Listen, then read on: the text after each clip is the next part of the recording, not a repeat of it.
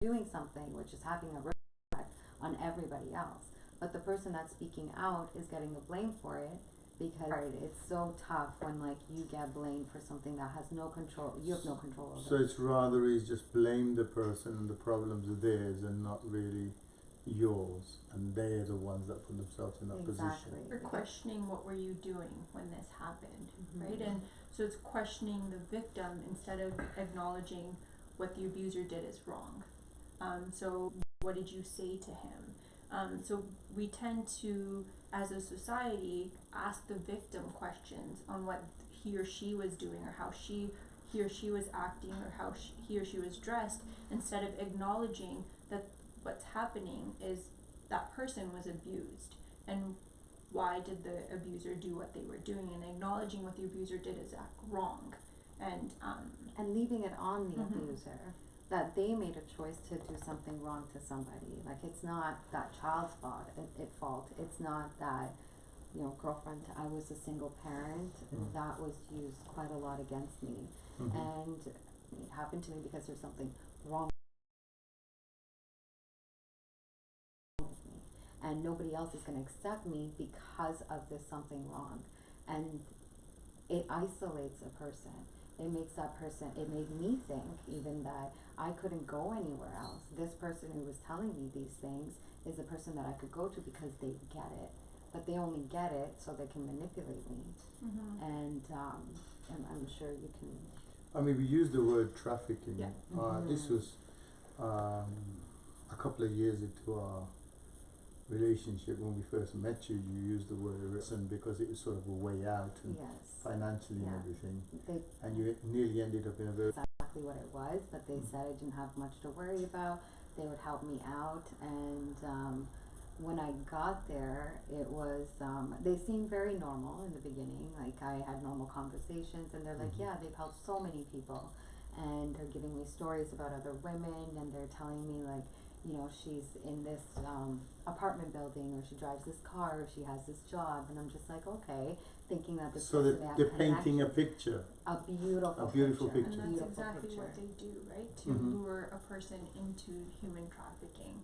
And it's happening everywhere, and we often think it's happening in like India or other countries where people come from more poverty, but it's happening in our neighborhoods, and it's happening in our communities, in our workplaces.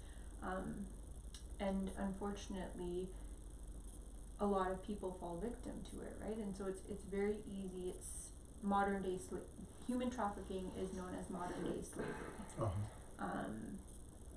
Each year there's thousands and thousands of cases of young people being trafficked in Canada alone. And I mentioned this earlier in our conversation that Toronto is a central hub for human trafficking.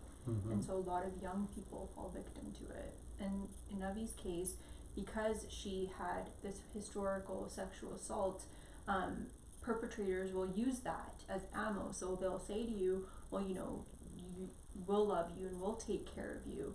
You don't have a family, or who are you going to go back to? And so they'll groom the victim and say, I'll take care of you. They'll start buying them gifts. They'll take them out for dinner. And again, the grooming process is really quick.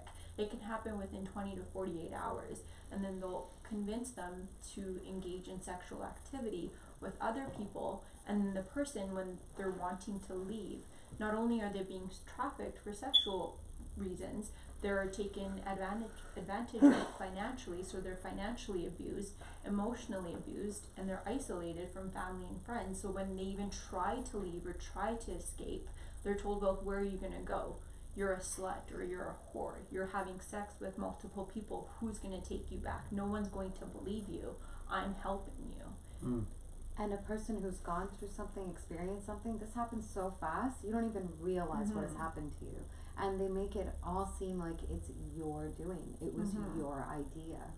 And like, I count my lucky stars that it ended, and it was, we can give you that comfort, we can give you that financial support, and the examples they were giving me. And they were telling me I would meet this person, or they know this person in the superstars in the industry, who could give me that career. And they make believe these people, they don't even know them, right? And so they'll often say, I'll introduce you to these celebrities or these singers, but really they don't know that person. They're just somebody who's a perpetrator of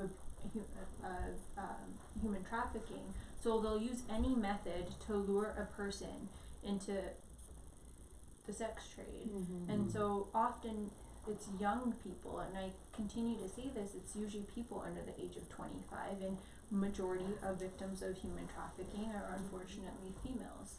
Yeah, I mean, we do talk about, you know, up to about 28 lures. Yeah. And one of the lures is a groomer will use is the job lure, and it actually happened to a young lady back up north when she was 18. She was very good. It was printed, and then Oh wow. yeah, so Even before, and every now and periodically I would tell people, but it was always just I never went into any detail, and it never went anywhere. I never really, there was, like, I think about it now, if somebody comes to me and tells me something, I'm gonna try to get them the help or the avenue or whatever it is. At that point, anytime I've said it before I filed the charges or before I met you, it didn't go anywhere. It was just something people would hear. okay. No, but you know, coming back to your mother, that's something sort of bugs me as well. You got a 12-man jury who's found Dehumanizing, even they have somebody, and I don't get it. I don't get it myself. It just goes back to her being a victim of abuse, right? She may recognize what's happened. She may deep down know that he did this, but she is a victim of abuse, and until she gets the supports and help that she's needing, she's not going to see it. We can talk about it and say this. it's sorry, even before the court case. Yeah. Now, whether you were 16 or 15 or when you had the accident, and he has admitted it in front of the whole family that he has done something, and still there is no support. No, there isn't. It's maybe they're confined by cultural biases. That there's families that there's family reputation. Or low cookie go. Exactly. It usually is around that, or they've accepted him for who he is, what he is. That's a real possibility. Or they don't care. They don't care what I have to say. I'm the outsider. There's so many scenarios that I can think of, and it boggles my mind as well. I don't understand how somebody from within experiences such like dehumanizing events, and there are members of the family that don't support that person. Like, support me. It's not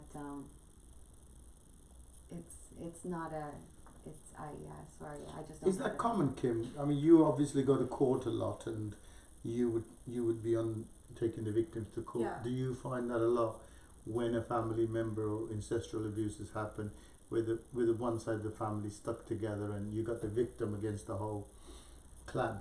I do. I've seen it happen quite a few times where somebody from the family's been abused, whether it's sexual violence or domestic violence, and the victim is isolated and feeling alone and doesn't feel like he or she has the support from family, and it's unfortunate, right, that that's the case. But a lot of these people themselves are victims of abuse, and that's no excuse to say that, you know, they shouldn't be supporting their child, because you should. As a parent, it is your duty to provide a safe upbringing for your child. As a mother, it's your duty to provide a safe space for your child and to make sure your child is safe, right? And so I question it all the time too when I see this, right? And growing up, we're told, you know, don't talk to strangers, don't go into a stranger's vehicle. If a stranger offers you a candy, don't take that. But as I was saying earlier, 87 to 90% of sexual assault cases that are reported, the abuse is done by somebody that you know, and it's somebody that's in your family or somebody of an acquaintance, neighbor, and in majority of the cases it's by a relative. And it's unfortunate But that's where we need to come together collectively as a community to talk about what's happening, right? And I've been doing this work since 2007, and I constantly hear, Kim, you shouldn't be talking about it in I was public. just going to come to that. You know, do you get a negative feedback? Yeah, all the time. And it's not by people, like my family's very supportive and they know what I do, but I often will go to events or somebody will ask me what you do and they'll say, oh, Kim, you shouldn't be talking about it in public, or, you know, it's her fault. She was probably wearing this, or she probably instigated it, or she probably said something. But that doesn't excuse the abuse, right? That doesn't excuse you sexually assaulting or abusing a young person.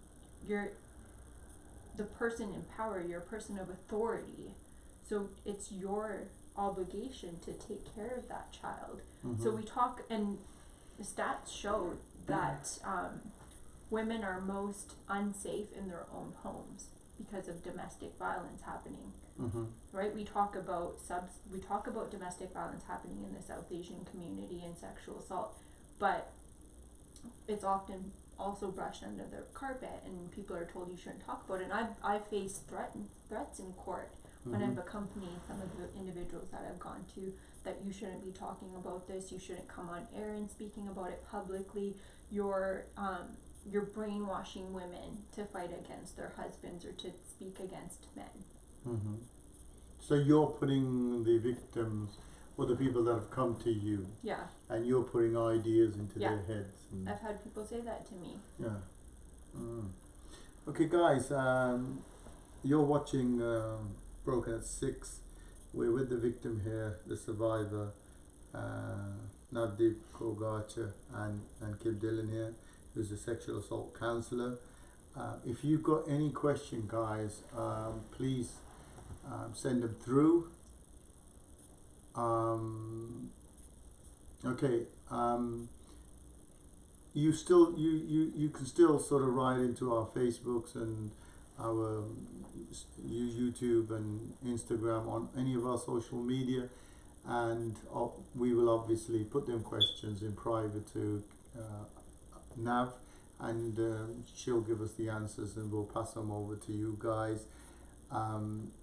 This is an eye-opener for myself personally.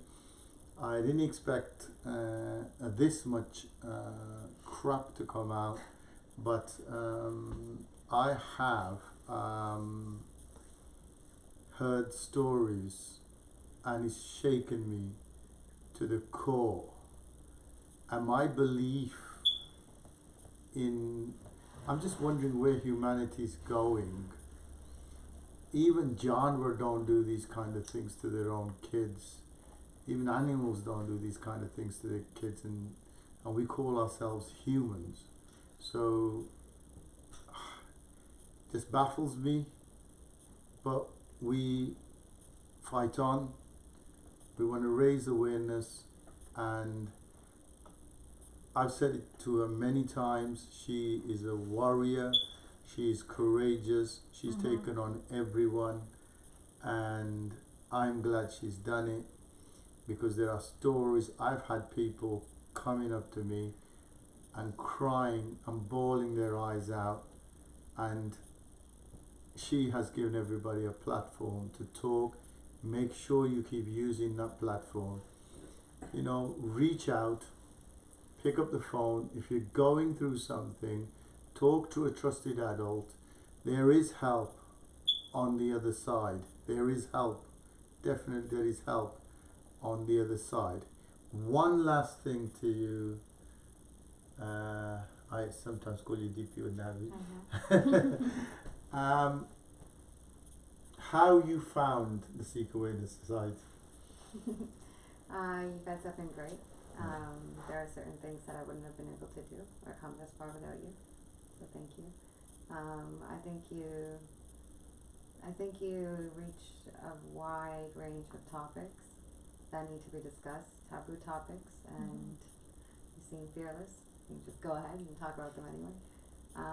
But yeah, I'm thankful, and I think that your services, somebody can have somebody to talk to, and that's very important. It's like when you make that call or you reach out for a message, somebody gets back to you.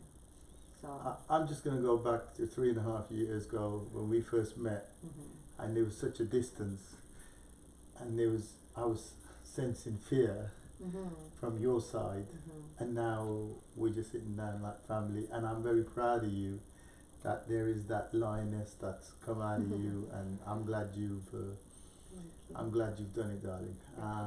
Thank you very much, Kim. Any last words for the audience? One of my things I always say to people is, especially as a parent or a sibling, a friend, when someone tells you that they've been sexually assaulted, believe them. yes. Right? It's so important because oftentimes it takes a lot of courage and a lot of willpower to even say out loud that I've been sexually assaulted. So when someone comes and tells you that, don't ask them questions of what were you doing, or what were you wearing, or what did you say. Believe them.